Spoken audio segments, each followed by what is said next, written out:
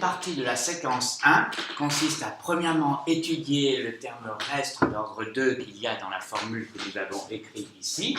puisque nous avons déjà démontré que ce terme-là était un terme linéaire,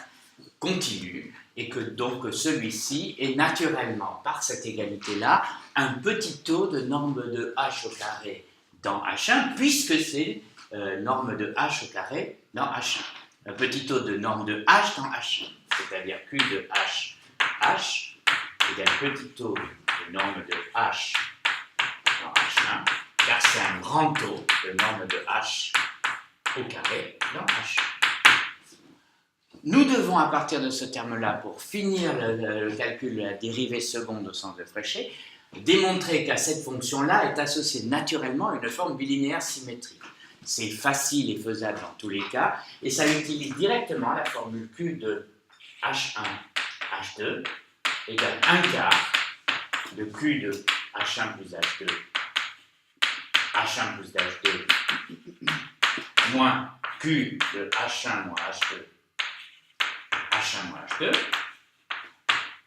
et des calculs simples basés à nouveau sur le calcul de H' plus H' au carré, de H1 plus H2 au carré, ainsi que des autres utilisant H1 moins H2, donnent tout de suite intégrale de A à B de H'1, H'2 plus H1, H2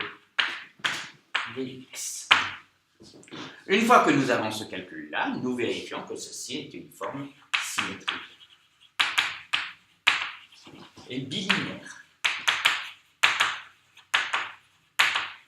Dans un deuxième temps de cette séquence, nous allons retrouver, en utilisant la dérivée de Gâteau, qui est parfois plus facilement utilisable que cette dérivation au sens de Fréchet, les dérivées de J, et nous allons retrouver les résultats que nous avons déjà obtenus. En particulier, nous calculons la limite, parce que t tend vers 0, de J de U plus TW, J de U sur T. Si cette limite existe, cette limite est la dérivée de Gâteau en U dans la direction W. Donc, tout calcul fait, et je vous laisse ces calculs à faire, cette intégrale-là revient exactement au calcul suivant, U' W' plus T sur 2 W' au carré, plus UW plus T sur 2 W au carré, moins intégrale de FW dx. En passant la limite lorsque t tend vers 0, ce qui est possible puisque t est un coefficient qui sort de l'intégrale, on trouve que ceci tend vers intégrale de AB de U', W' plus UW moins FW dx. Et donc c'est une égalité puisque c'est une limite en ayant sorti t de l'intégrale, et nous retrouvons effectivement qu'il s'agit de L indice U de W. Donc nous avons démontré que J' de U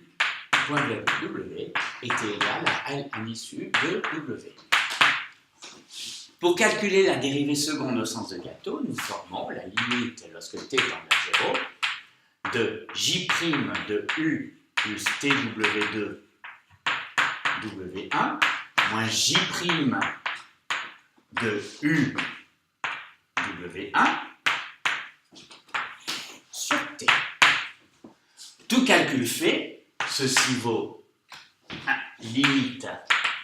lorsque T tend vers 0 de l'intégrale de A à B en ayant divisé par T à l'intérieur de l'intégrale de U' plus TW'2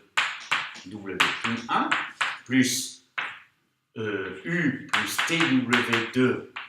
W1 moins FW1 moins U''W'1 moins UW1 plus FW1 crochet divisé par T dx. Et donc c'est la limite lorsque T tend vers 0 de l'intégrale de A à B. Donc en ayant simplifié par T ici et en ayant éliminé les termes ne dépendant pas de T, U'W'1 et U'W'1, ainsi que UW1, UW1, FW1, FW1, il nous reste finalement W'2, W'1 plus W2, W1 dx. X, c'est-à-dire exactement Q de W1, W2. Nous retrouvons donc la forme bilinéaire symétrique. Nous avons donc démontré que la dérivée de Gâteau de J était égale à l'indice U de W, donnée par l'expression qui est inscrite sur ce tableau, et la dérivée seconde au sens de Gâteau de J est égale à la forme bilinéaire symétrique Q de W1, W2, dont la restriction à W1 égale W2 égale H donne le terme d'ordre 2 dans la formule de Taylor qui devient exact puisque Q ne dépend pas de U.